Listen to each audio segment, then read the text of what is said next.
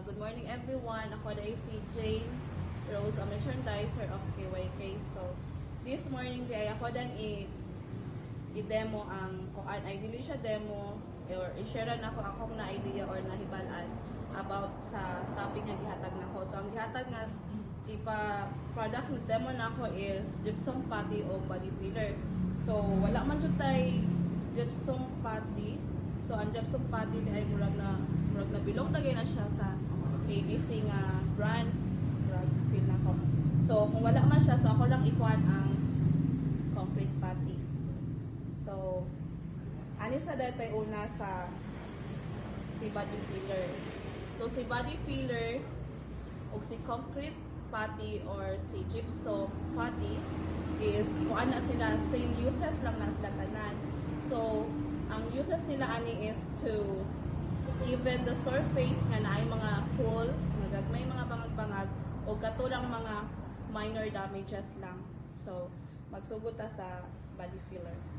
So, si body filler is naa siya'y hardener.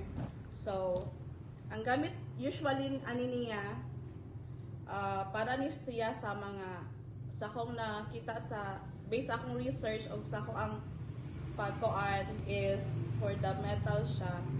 So, for example, is naay car nga naden nga dili na siya madala o kanang usay tawag anin kanang repair.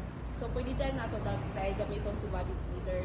So, si munang gitawag siya og high strength impact resistance kay kuan day siya kanang once nga mabutang na siya, dili na siya mo then bitaw murag mo curve once nga mapatapot na siya sa part nga naay ni kuan ni den kana ba murag ni usay dili laing term ang den kanang lupyak. Lupyak. So lupyak di ay. So dili na siya mingon nga kana bitaw mo lalong pa siya. So kung sa imong pagbutang ato niya is naka-even na gid siya. Dayon ang pagbutang diay sa hardener is kuan di ay dili di ay pwede nga mas daghan ang hardener og ang iyahang kuan kaning iyahang filler kay may tendency magkadugay magka-crack siya. So balin ana so dili siya maayo pagkabutang. So balin na may customer mangita nga pwede ba ni siya pang wood or pang concrete o nana. So balin pwede lang siya pero dili din siya as long nga para intended sa iyahang kuan.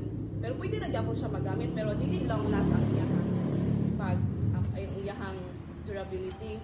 So kung mogamit man ganit tag para pang kuan, pang concrete, so naatay concrete putty. So muna ni sulod si concrete putty. So si concrete filler, same usage sila gyapon siya pero ang naka-difference is wala siya hardener. So pwede ni siya itong mga minor damages lang siya. Like mga bangag-bangag, muna siya ipang patch up lang. So, muna siya, pwede rin siya sa pang concrete rajod.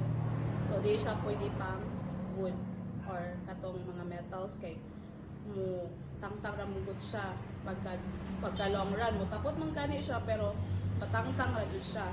Dayon kung makinahanglan man jud ta for the wood, usually man siya sa mga kabantay mo atong mga cabinet sometimes kay kanang maghimog cabinet or any wood nga kuan so naaman jud na siya yung mga sinumpayan sa so napo siya gagmay mga bangag-bangag so diri kay wala man jud tay wood filler diri so naata sa island o nga glazing putty white so si glazing putty is used for the wood only siya so mura na siya magpatch up so ang kuan ani niya gamit ani niya is pwede ra ta mo gamit og spatula or trowel.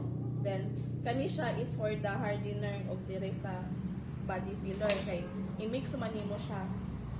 Dayon, o kung sa concrete, naaputay kuan gypsum tape or mesh tape. So, pagbutang ani niya, for example, kani wood o concrete or hardiflex ba? So, naman ay sumpayan. So, unang butang ani is ang kuan kaning putty concrete putty then usa ta magbutang og mesh tape dayon pagbutang anak niya is butangan na pud nato og putty then after anak kay naama na siya gamay mga residue or mga burot-burot. So, magamit ta og liha to even the surface to. Usa po punta mag-paint. So, mura man ni siya sa kung nahibalan or any ideas na maka-additional. Kaya di ako expert for this. Thank you for watching.